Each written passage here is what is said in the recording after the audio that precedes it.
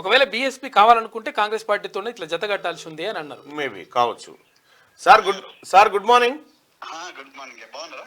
బాగున్నాను. మీ నిర్ణయం కొంచెం హాట్ టాపిక్ గా మారింది నిన్న. సరే, రాజకీయాల్లో శాశ్వత శత్రువులు ఎప్పుడు హాట్ టాపిక్ రైట్. రాజకీయాల్లో శాశ్వత శత్రువులు శాశ్వత మిత్రులు ఎవరు ఉండరు. దానికి ఒక లక్నో గెస్ట్ హౌస్ ఉదాంతం తీసుకోవచ్చు. ఆ తర్వాత బహుజన్ సమాజ్ పార్టీ బీజేపీతో పొత్తు పెట్టుకొని ప్రభుత్వాన్ని ఫామ్ చేయడం, ఇవన్నీ చూస్తున్నటువంటి అంశాలు. కానీ ఇప్పటికిప్పుడు బహుజన్ సమాజ్ పార్టీకి బీఆర్ఎస్ అండగా వలన, బీఆర్ఎస్ కు బహుజన్ సమాజ్ పార్టీ అండగా వలన ఇద్దరికి ఒకరికి ఒకరు అండ కావాల్సిన అవసరం ఉండదని నేను అనుకుంటున్నా. అంటే నేను ఎందుకు చెప్తున్నా మల్లన్న గారి విషయము, ఈ దేశంలో బహుజనులకు ఒక గొంతుక కావాలి. లేకపోతే వాళ్ళ ప్రయోజనాలను చట్టసభల్లో వినిపించే వాళ్ళు ఎవరు లేరు. నేను మళ్ళీ రిపీట్ చేస్తున్నా, ఈ రాజ్యాంగం ఇచ్చిన వెసులుబాటును కల్పించుకొని చట్టసభల్లో ఎంటర్ అయిన వర్గాలు కూడా, ఆ వర్గాల ప్రతినిధులు కూడా ఇలా వాళ్లకు నష్టం జరిగినప్పుడు మాట్లాడలేని పరిస్థితి. సో ఆ మాట్లాడాల్సిన గొంతుకలు ఇలా అసెంబ్లీ బయట ఉన్నాయి. సో మీరు కావచ్చు, నేను కావచ్చు, ఇంకెవరైనా కావచ్చు. సో అలాంటప్పుడు ఆ వేదిక కల్పించే ఏ బలమైన పార్టీనైనా అంటే వాళ్ళు ఇచ్చిన వెసులుబాటును తీసుకొని మన వర్గ ప్రయోజనాల కోసం చట్టసభల్లో ఎంటర్ కావడం అనేది మా పార్టీ యొక్క వ్యూహము, ఎత్తుగడ. అది గత 40 సంవత్సరాల నుంచి అదే జరుగుతుంది. మీరే చెప్పారు నేను ఎందుకంటే ఆ బహుజన్ సమాజ్ పార్టీని కొద్దిగా తీక్షణంగా పరిశీలిస్తూ వస్తా ఉన్నా కాబట్టి నాకు ఆ లక్నో గెస్ట్ హౌస్ ఆ వ్యవహారం అంతా కొద్దిగా పరిచయం ఉంది కాబట్టి దాన్ని ప్రస్తావించగలిగిన. దాని తర్వాత సమాజ్వాదీ పార్టీ బద్ధ శత్రువులుగా మారిపోయిన తర్వాత కూడా మళ్ళీ వీళ్ళిద్దరు కలిసి పనిచేయడం జరిగింది. ఇదంతా రాజకీయాల్లో సహజం, ఇదంతా సహజం. కానీ ఇక్కడ ఆర్ఎస్ ప్రవీణ్ కుమార్ గారు అంటే బీఎస్పీ పార్టీ అధినేతగా ఉన్నాడు రాష్ట్రంలో. కానీ చాలా మంది ప్రజలు బీఎస్పీ కంటే ఆర్ఎస్పీని ఎక్కువ గౌరవించారు. ఎందుకు గౌరవించారు అనేది ఒక టాపిక్ వస్తే, ఆర్ఎస్ ప్రవీణ్ కుమార్ గారికి బలహీన వర్గాలకు సంబంధించినటువంటి నాయకుడిగా గుర్తింపు ఉంది. వాళ్ళ ప్రయోజనాన్ని కాంక్షించే వ్యక్తిగా ఆయనను గుర్తిస్తారు. ముఖ్యంగా బహుజనులు, ఎస్సీ ఎస్టీ బీసీలు, మైనారిటీలు ఆయనని మా ప్రతినిధి అని చెప్పుకునేటువంటి పరిస్థితి ఉండే. ఇక్కడ మీరు నిన్న ప్రెస్ మీట్లో మాట్లాడుతూ, మీడియాతో మాట్లాడుతూ రాజ్యాంగాన్ని మార్చే కుట్ర చేస్తుంది భారతీయ జనతా పార్టీ అనేటువంటి ఒక ఆరోపణ చేసినారు. కానీ కేసీఆరే రాజ్యాంగాన్ని మార్చాలని చెప్పినటువంటి వ్యక్తి. దీన్ని ఎట్లా సమర్థించుకుంటారు? చాలా మంచి ప్రశ్న, ధన్యవాదాలు ఈ ప్రశ్న అడిగినందుకు మల్లన్న గారు.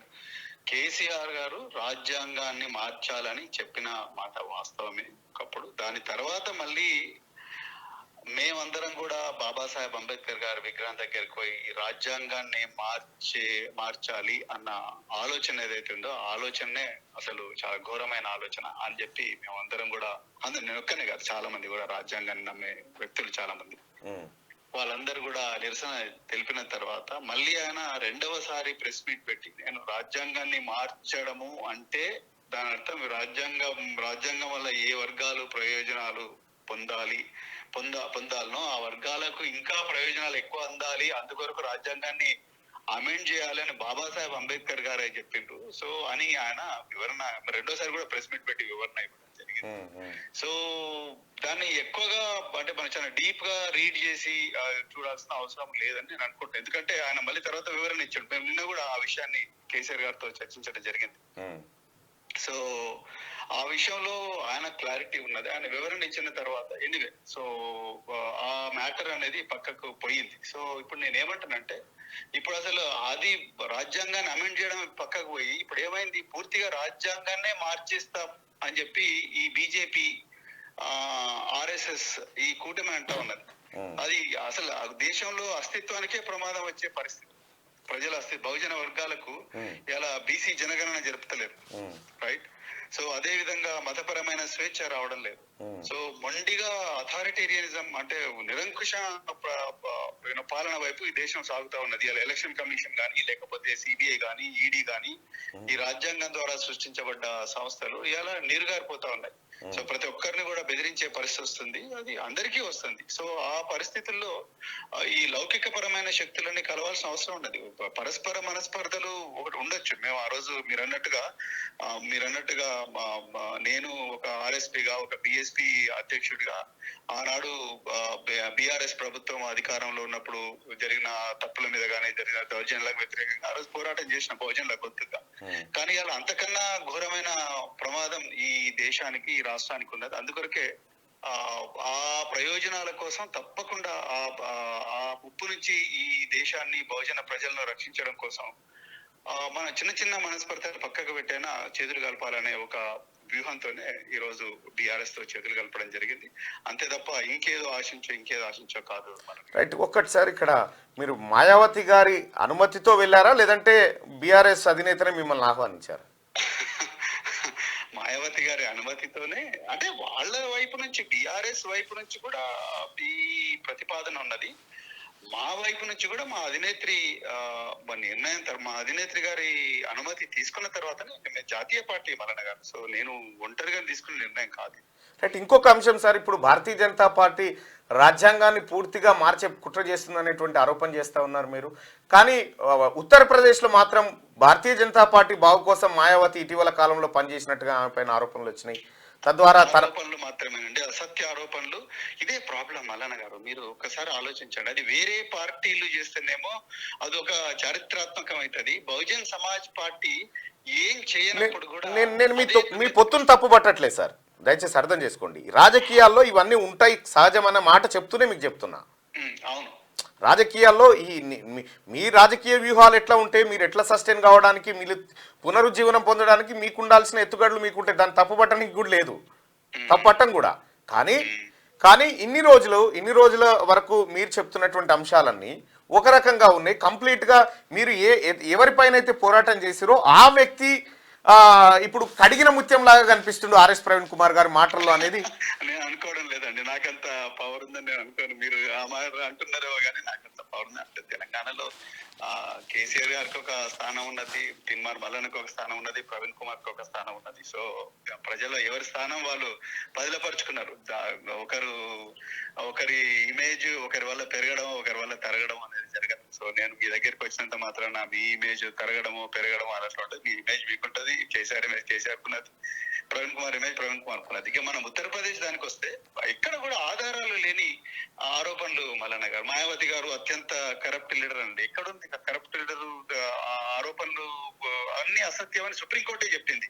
అదే విధంగా బీజేపీకి బి టీం అన్నారు. ఎక్కడ బి టీం? బీజేపీకి బి టీం అయితే బంద్ చేసుకుంటాం. కానీ అలా విరోచిత పోరాటం, దళితుల మీద జరుగుతున్న అన్యాయాలు కానీ, లేకపోతే ముస్లింల మీద జరుగుతున్న బీఆర్ఎస్ బీఎస్పీ ఉత్తరప్రదేశ్ లో బీజేపీ మీద పోరాడుతూనే ఉన్నది.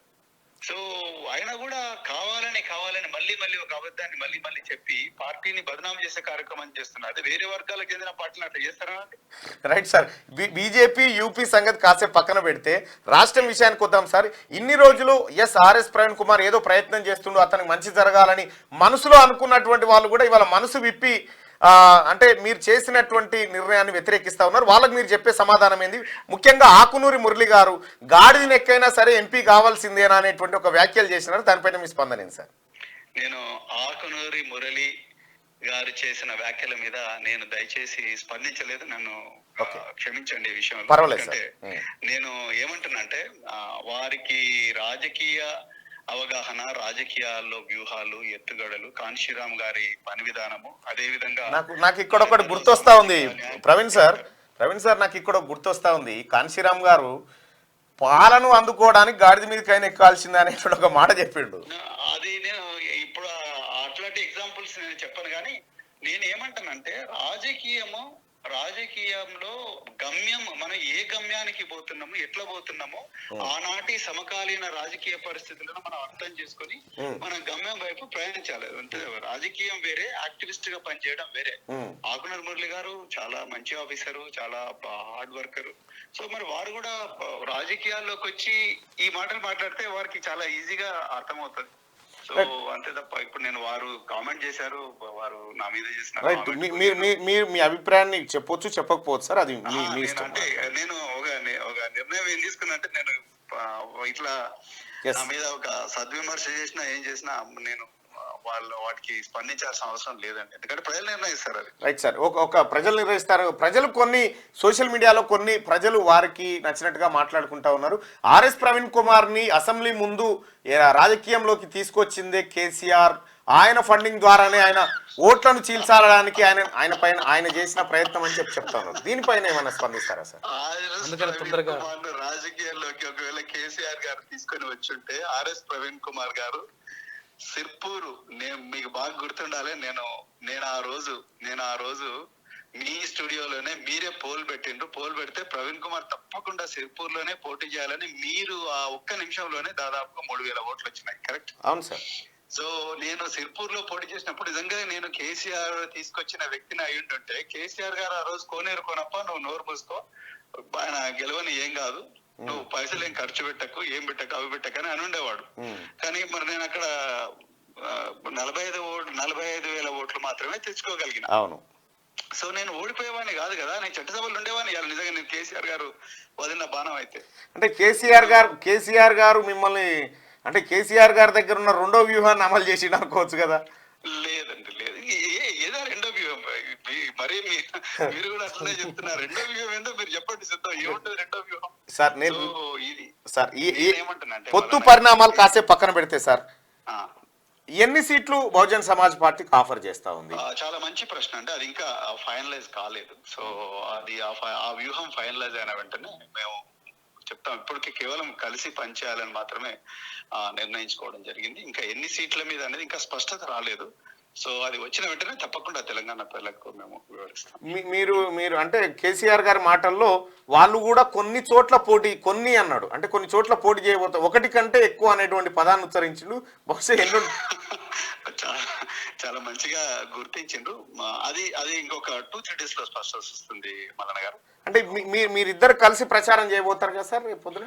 అది ఒక 2-3 రోజులు ఆ విధి విధానాలని కూడా మీకంటూ ఉమ్మడి ఎజెండా ఏమైనా ఉండబోతుందా, లేకపోతే? ఉమ్మడి ఎజెండా ప్రస్తుతానికి మీకు నేను మొదటనే చెప్పినట్టుగా రాజ్యాంగ పరమైన హక్కులు కాపాడుకోవాలి, బహుజనుల ప్రయోజనాలు కాపాడాలి, తెలంగాణ ప్రయోజనాలు కూడా కాపాడబడాలి, తెలంగాణ ప్రయోజనాలు తాకట్టు పెట్టబడకూడదు.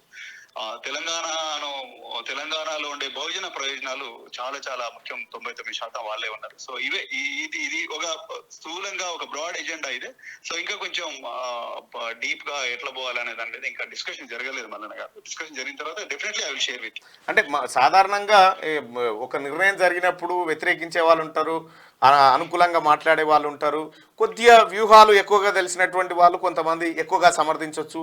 సరే, ఏదేమైనప్పటికీ కూడా నాగర్ కర్నూలు ప్రజలు ఈసారి ఆర్ఎస్ ప్రవీణ్ కుమార్ గారిని ఖచ్చితంగా, ఎందుకంటే ఆ ప్రాంతం బిడ్డ కాబట్టి ఏమైనా ఆదరించే అవకాశం కనిపిస్తాం. మల్లన్న గారు మీరు ఒక పోల్ పెట్టండి కదా క్యూరియస్ లో, ఏమని పెట్టాలి మీరే చెప్పండి సార్.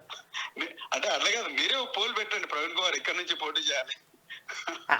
అది డైరెక్ట్ మీరు లైవ్ లోకి వస్తే డైరెక్ట్ మిమ్మల్ని ఆహ్వానిస్తున్నాం సార్ మార్నింగ్ న్యూస్ కి.